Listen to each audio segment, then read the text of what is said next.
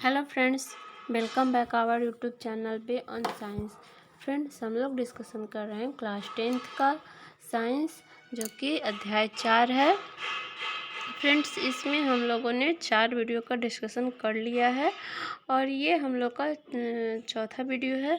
तो फ्रेंड्स, इसका हम लोग डिस्कशन शुरू रखेंगे और इसको हम लोग पूरा चैप्टर को अच्छे तरह से डिस्कस करेंगे। तो चलिए फ्रेंड्स, हम लोग शुरू करते हैं। इसमें दिया हुआ है, यहाँ से हम लोग को टॉपिक शुरू करना है।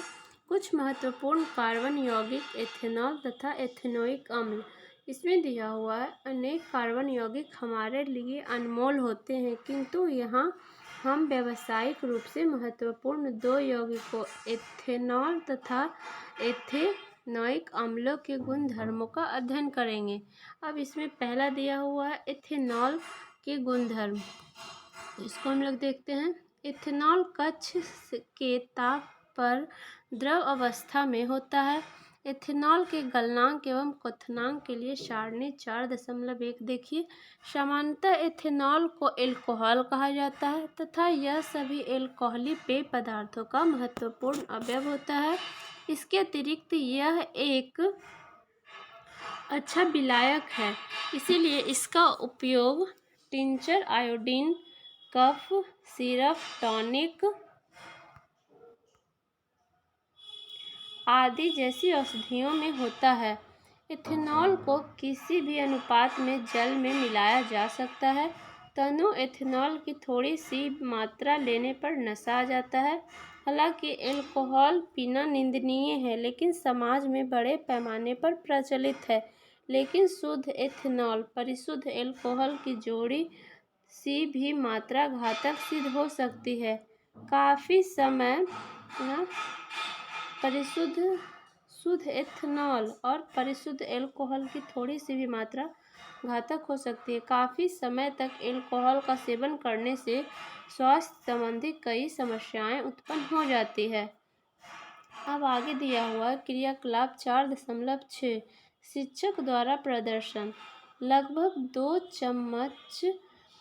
2 चावल के आकार के बराबर सोडियम के एक छोटे टुकड़े को एथेनॉल यानी कि परिशुद्ध अल्कोहल में डालिए।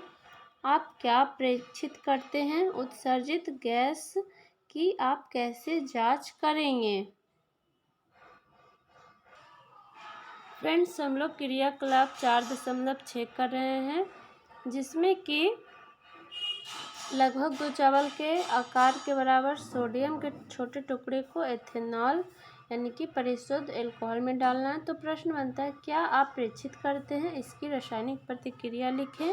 तो इसका उत्तर हो जाएगा, सोडियम एथेनॉल के साथ तीव्र प्रतिक्रिया करके सोडियम एंथ्रासाइड तथा हाइड्रोजन गैस का निर्माण करता है, जिसका देखिए फ्रेंड्स अभिक्रिया दिया हुआ है। क्वेश्चन नंबर 2 हो जाता है, उत्सर्जित गैस की जांच आप कैसे करेंगे? तो इसका उत्तर हो जाएगा, जब परखनली के मुंह पर जलती हुई माचिस की तिल्ली ले जाते हैं तो निकलने वाली गैस फट फट की ध्वनि के साथ जल उठती है, जिससे हाइड्रोजन गैस की उपस्थिति का पता चलता है। इसका समीकरण हो जाएगा H2+O2 अभिक्रिया करके H2O, यहाँ पे हाइड्रोजन गैस जो है मुक्त होगा। आगे है, सोडियम कैसी धातु है? तो इसका उत्तर हो जाएगा, सोडियम अधिक क्रियाशील धातु है। आगे दिया हुआ है फ्रेंड्स एथेनॉल की अभिक्रियाएं। इसमें दिया हुआ है सोडियम के साथ अभिक्रिया, जिसका यहाँ पे समीकरण दिया हुआ है, सोडियम एंथ्राक्साइड यहाँ पे निर्माण हुआ। आगे दिया हुआ है, अल्कोहल सोडियम से अभिक्रिया करके हाइड्रोजन गैस उत्सर्जित करता है। इथेनॉल के साथ अभिक्रिया में दूसरा उत्पाद सोडियम एंथ्राक्साइड बनाता है। क्या आप बता सकते हैं कि कौन सा दूसरा पदार्थ धातु से अभिक्रिया करके हाइड्रोजन बनाता है? दूसरा दिया हुआ असंतृप्त हाइड्रोकार्बन बनाने की अभिक्रिया 443 केल्विन ताप पर इथेनॉल को अत्यधिक सांद्र सल्फ्यूरिक अम्ल के साथ गर्म करने पर एथेनॉल का निर्जलीकरण होकर एथीन बनाता है। यहाँ पे समीकरण दिया हुआ है। इस अभिक्रिया में सल्फ्यूरिक अम्ल निर्जलीकरण कारक का रूप में काम करता है, जो इथेनॉल से जलकर अलग कर देता है। आगे दिया हुआ फ्रेंड्स, क्या आप जानते हैं इसमें दिया हुआ सजीव प्राणियों पर एल्कोहल का क्या प्रभाव पड़ता है? तो इसमें दिया हुआ है, जब अधिक मात्रा में इथेनॉल का सेवन किया जाता है तो इससे उपापचयी प्रक्रिया धीमी हो जाती है तथा केंद्रीय तंत्रिका तंत्र कमजोर हो जाता है। इसके फलस्वरूप समन्वय की कमी, मानसिक दुविधा, उन्नीदीपन, सामान्य अंतर्वाद का कम हो जाना एवं भाव शून्यता आती है। यद्यपि व्यक्ति राहत महसूस करता है, लेकिन उसे पता नहीं चल पाता है कि उसके सोचने समझने की क्षमता तथा मांसपेशी बुरी तरह प्रभावित हुई है। एथेनॉल के विपरीत मेथेनॉल की थोड़ी सी मात्रा लेने से मृत्यु हो सकती है। यकृत में मेथेनॉल ऑक्सीकृत होकर मेथेनॉल बन जाता है। मेथेनॉल यकृत की कोशिकाओं के घटकों के साथ शीघ्र अभिक्रिया करने लगता है। इससे प्रोटोप्लाज्म उसी प्रकार स्कंदित हो जाता है जिस प्रकार पकाने पर अंडा स्कंदित होता है। मेथेनॉल चाक्षुष तंत्रिका को भी प्रभावित करता है, जिससे व्यक्ति अंधा हो सकता है। इथेनॉल एवं महत्वपूर्ण औद्योगिक विलायक है। औद्योगिक उपयोग के लिए तैयार इथेनॉल का दुरुपयोग रोकने के लिए एवं इसमें मेथेनॉल जैसा जहरीला पदार्थ मिला दिया जाता है जिसमें यह पीने योग्य न रह जाए।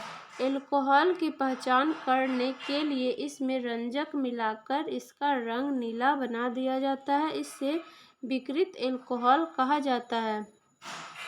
आगे है, यह भी जानिए, जिसमें ईंधन के रूप में एल्कोहल। इसमें दिया हुआ है, गन्ना सूर्य के प्रकाश को रासायनिक ऊर्जा में बदलने में सर्वाधिक सक्षम होता है। गन्ने का रस मेलेस सिराप बनने के उपयोग में लाया जाता है, जिसका किण्वन करके एल्कोहल यानी कि एथेनॉल तैयार किया जाता है। कुछ देश में एल्कोहल में पेट्रोल मिलाकर इसे स्वच्छ ईंधन के रूप में इस्तेमाल किया जाता है। यह ईंधन पर्याप्त ऑक्सीजन होने पर केवल कार्बन डाइऑक्साइड एवं जल उत्पन्न करता है।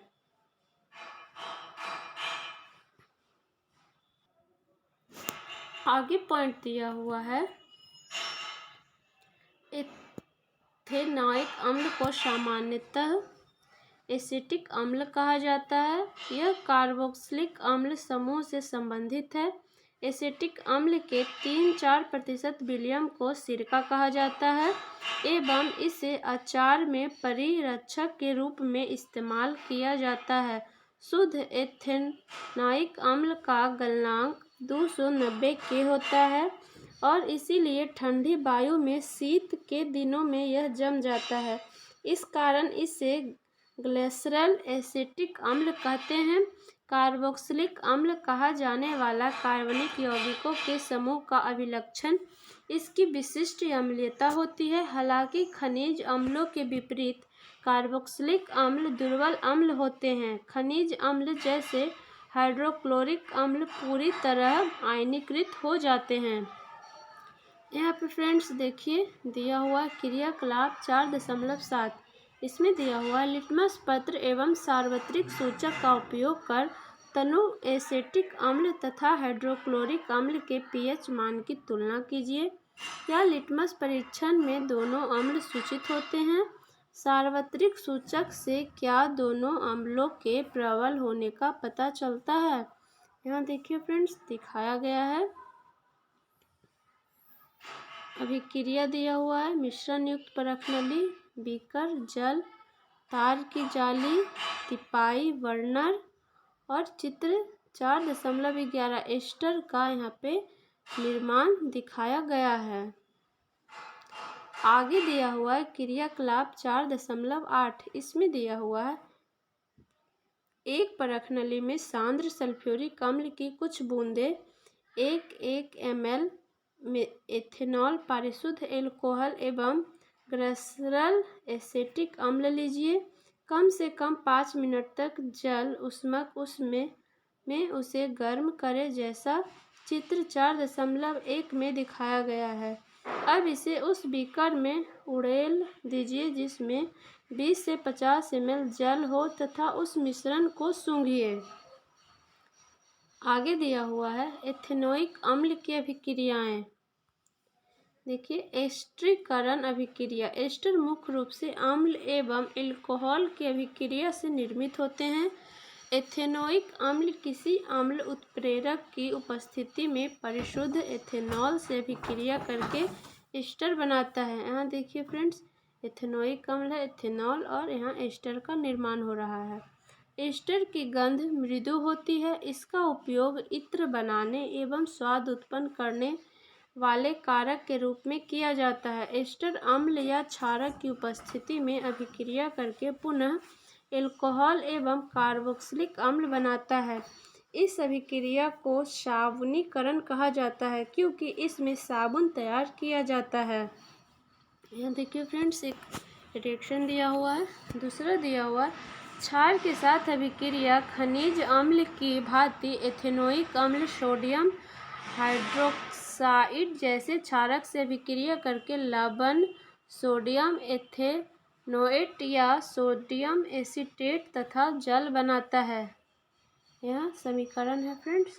आगे दिया हुआ एथेनोइक अम्ल कार्बोनेट एवं हाइड्रोजन कार्बोनेट से कैसे अभिक्रिया करता है, जानने के लिए आइए हम एक क्रियाकलाप करें। इसमें क्रियाकलाप 4.9 दिया हुआ है। इसमें दिया हुआ अध्याय 2 के क्रियाकलाप 2.5 के अनुसार उपकरण तैयार कीजिए। एक परखनली में एक स्पैचुला भरकर सोडियम कार्बोनेट लीजिए तथा उसमें 2 ml तनु एथेनोइक अम्ल मिलाइए। आप क्या प्रेक्षित करते हैं? ताजे चूने के जल में इस गैस को प्रवाहित कीजिए। आपने क्या देखा? क्या इस परीक्षण से एथेनॉइक अम्ल एवं सोडियम कार्बोनेट की अभिक्रिया से उत्पन्न गैस का पता चल सकता है? अब सोडियम कार्बोनेट के स्थान पर सोडियम हाइड्रोकार्बन के साथ यह क्रियाकलाप को दोहराइए। देखिए फ्रेंड्स, यहाँ पे क्रियाकलाप 4.9 है, जिसमें अध्याय 2 के अनुसार 2.5 के अनुसार उपकरण तैयार करना। एक परखनली में स्पैचुला भरकर सोडियम कार्बोनेट लीजिए तथा उसमें 2 ml तनु मेथेनोइक अम्ल मिलाएं। इसमें प्रश्न बनता है, आप क्या प्रेक्षित करते हैं? ताजे चूने में जल में इस गैस को प्रवाहित कीजिए। आप क्या देखते हैं? क्या इस प्रेक्षण से एथेनोइक अम्ल एवं सोडियम कार्बोनेट की अभिक्रिया से उत्पन्न गैस का पता चलता है? चौथा क्वेश्चन है, अब सोडियम कार्बोनेट के स्थान पर सोडियम हाइड्रोकार्बन के साथ यह क्रियाकलाप दोहराइए। इसमें समान प्रतिफल प्राप्त होते हैं। तो फ्रेंड्स, पहला का उत्तर हो जाएगा, जब सोडियम कार्बोनेट से एथेनोइक अम्ल प्रतिक्रिया करता है तो सोडियम लवण, कार्बन डाइऑक्साइड तथा जल का निर्माण होता है। देखिए फ्रेंड्स, यहाँ पे इक्वेशन हो जाएगा। दूसरा का है आंसर, जब ताजे चूने के साथ जल में कार्बन डाइऑक्साइड प्रवाहित किया जाता है तो चूने के पानी को दूधिया कर देता है। देखिए फ्रेंड्स, यहाँ पे कैल्शियम कार्बोनेट और जल का निर्माण होता है। तीसरा का उत्तर हो जाएगा, जब एथेनॉल तथा सोडियम कार्बोनेट की प्रतिक्रिया कराई जाती है तो गैस बनता है। जब उसे चूने की पानी में प्रवाहित कराया जाता है तो उसे दूधिया कर देता है। यहाँ पे देखिए फ्रेंड्स, इक्वेशन दिया गया है। और चौथा है, जब सोडियम कार्बोनेट के स्थान पर सोडियम हाइड्रोजन कार्बोनेट के साथ क्रियाकलाप दोहराते हैं तब समान प्रतिफल जो है फ्रेंड्स प्राप्त होते हैं। देखिए फ्रेंड्स, बुक में दिया हुआ है, कार्बोनेट एवं हाइड्रोजन कार्बोनेट के साथ अभिक्रिया। एथेनोइक अम्ल कार्बोनेट एवं हाइड्रोकार्बन के साथ अभिक्रिया करके लवण, कार्बन डाइऑक्साइड एवं जल बनता है। इस अभिक्रिया में उत्पन्न लवण को सोडियम एसीटेट कहते हैं। यहाँ पे देखिए फ्रेंड्स, 2 इक्वेशन दिया गया है। आगे है प्रश्न में दिया हुआ पहला है, प्रयोग द्वारा आप एल्कोहल एवं कार्बोक्सिलिक अम्ल में कैसे अंतर कर सकते हैं और दूसरा है ऑक्सीकारक क्या है। तो फ्रेंड्स हम लोग इसका उत्तर देख लेते हैं। देखिए फ्रेंड्स, यहाँ पे क्वेश्चन था, प्रयोग द्वारा आप एल्कोहल एवं कार्बोक्सिलिक अम्ल में अंतर कैसे स्पष्ट कर सकते हैं। पेज हम लोग का 83 है। तो इसका उत्तर हो जाएगा एल्कोहल एक तरफ और एक तरफ कार्बोक्सिलिक अम्ल। जब एल्कोहल तथा सोडियम कार्बोनेट की अभिक्रिया कराने पर कोई गैस नहीं निकलती है और एथेनोइक अम्ल की सोडियम कार्बोनेट से अभिक्रिया कराने पर CO2 गैस देता है, जो चूनों की पानी को दूधिया कर देता है। तो फ्रेंड्स ये दोनों में अंतर है। और दूसरा क्वेश्चन था यहाँ पे कि ऑक्सीकारक क्या है। तो इसका उत्तर हो जाएगा ऑक्सीकारक वह प्रक्रम है जो स्वयं अपघटित होकर दूसरे को ऑक्सीकृत करता है। उदाहरण के लिए KMnO4 SO2 आदि ऑक्सीकारक है। आगे है फ्रेंड्स,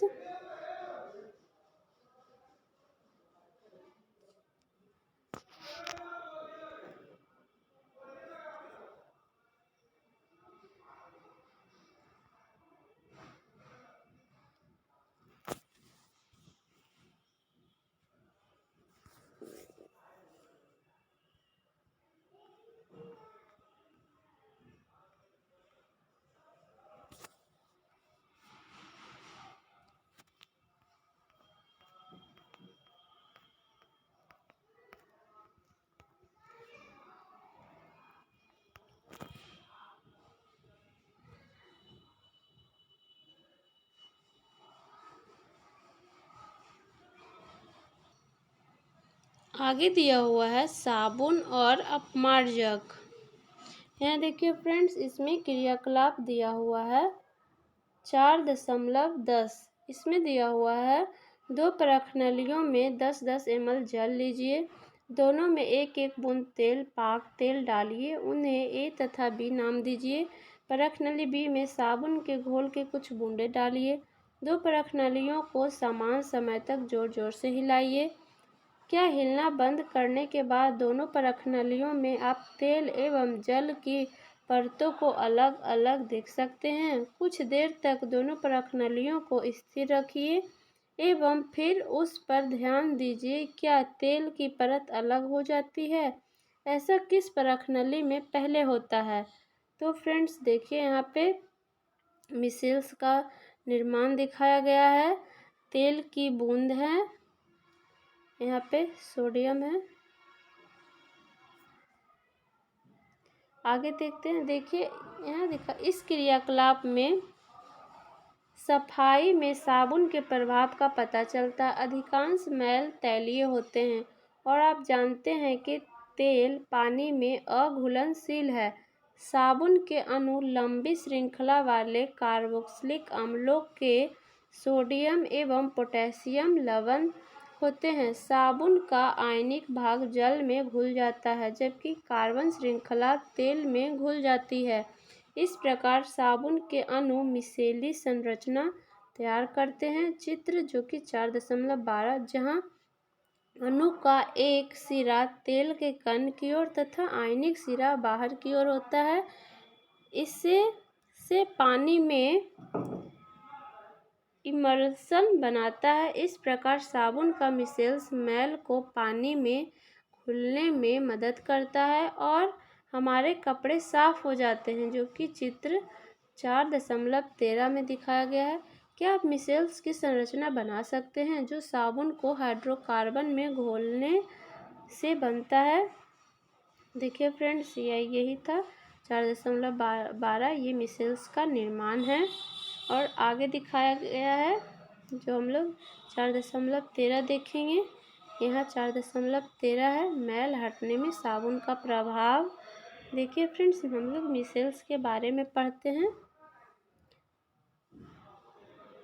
यहाँ दिया हुआ है साबुन के अणु ऐसे होते हैं जिनके 2 सिरों के विभिन्न गुणधर्म होते हैं।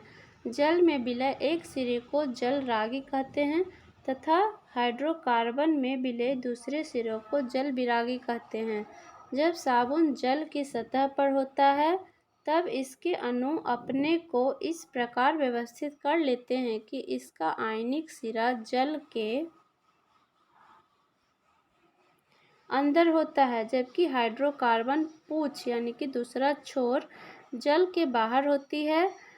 जल के अंदर इन अणुओं की एक विशेष व्यवस्था होती है जिससे इनका हाइड्रोकार्बन सिरा जल के बाहर बना होता है। ऐसा अणुओं का बड़ा गुच्छा बनने के कारण होता है जिसमें जल विरागी पूंछ गुच्छ के आंतरिक हिस्से में होती है, जबकि उसका आयनिक सिरा गुच्छे की सतह पर होता है। इस संरचना को मिसेल्स कहते हैं। मिसेल्स के रूप में साबुन स्वच्छ करने में सक्षम होता है क्योंकि तैलीय मैल मिसेल के केंद्र में एकत्र हो जाते हैं। मिसेल विलयन में कोलाइड के रूप में बने रहते हैं तथा नया आयन विकर्षण के कारण वे विक्षेपित नहीं होते हैं। इस प्रकार मिसेल में तैरते मैल आसानी से हटाए जा सकते हैं। साबुन के मिसेल प्रकाश को प्रकीर्णित कर सकते हैं। यही कारण है कि साबुन का घोल बादल जैसा दिखाई देता है। देखिए फ्रेंड्स, इसको हम लोग डायग्राम से समझते हैं। देखिए ये चित्र जो है 4.13 है, ये मिसेल से है। मैल हटाने में साबुन का प्रभाव। यहाँ देखिए एक जल, ये जो है रागी सिरा है और ये है जल विरागी सिरा, साबुन का अणु। यहाँ देखिए फ्रेंड्स, जल रागी सिरा और जल विरागी सिरा दोनों यहाँ दिखाया गया है। चिकनाई अथवा यहाँ मैल है कपड़े में, इसको यहाँ पे देखिए इस तरह से दिखाया गया है। ये चिपक गया और यहाँ पे कपड़ा जो है साफ हो गया और ये मिसेल्स बन के यहाँ पे मैल जो है हट जाता है और कपड़ा हम लोग का यहाँ पे साफ और स्वच्छ हो जाता है। ये डायग्राम से यही दिखाया गया है। आगे फ्रेंड्स क्रियाकलाप 4.11, देखिए हम लोग इसको देखते हैं।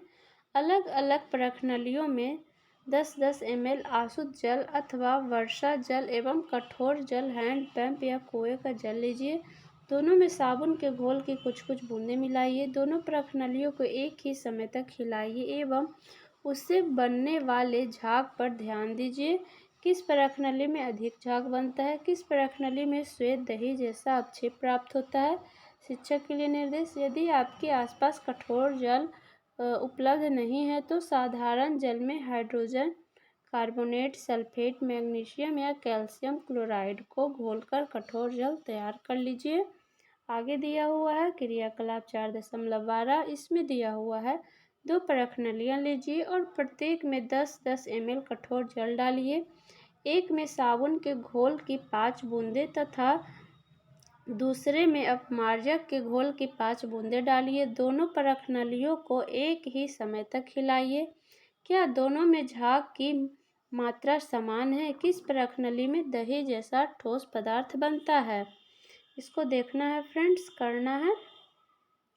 आगे दिया हुआ है, क्या आपने कभी स्नान करते समय अनुभव किया है कि झाग मुश्किल से बन रहा है एवं जल से शरीर धो लेने के बाद भी कुछ अघुलनशील पदार्थ असकम जमा रहता है? ऐसा इसलिए होता है क्योंकि साबुन कठोर जल में उपस्थित कैल्शियम एवं मैग्नीशियम लवणों से अभिक्रिया करता है। ऐसे में आपकी अधिक मात्रा में साबुन का उपयोग करना पड़ता है एवं अन्य प्रकार के यौगिक यानी अपमार्जक का उपयोग कर इस समस्या को निपटाया जा सकता है। अपमार्जक लंबी कार्बोक्सिलिक अम्ल श्रृंखला के अमोनियम एवं सल्फोनेट लवण होते हैं। इस यौगिक को अवशोषित सिरा कठोर जल में उपस्थित कैल्शियम एवं मैग्नीशियम आयनों के साथ अघुलनशील पदार्थ नहीं बनाते हैं। इस प्रकार वह कठोर जल में भी प्रभावी बने रहते हैं। सामान्यतः अपमार्जकों का उपयोग शैम्पू एवं कपड़े धोने के उत्पाद बनाने में होता है। आगे है फ्रेंड्स यहाँ पे प्रश्न, जिसमें 2 प्रश्न हैं और इसके बाद है आपने क्या सीखा। तो फ्रेंड्स इसको हम लोग नेक्स्ट वीडियो में करते हैं। अगर चैनल को अभी तक सब्सक्राइब नहीं किया है तो सब्सक्राइब कर लें, लाइक करें वीडियोज़ को और अपने दोस्तों के साथ शेयर करें।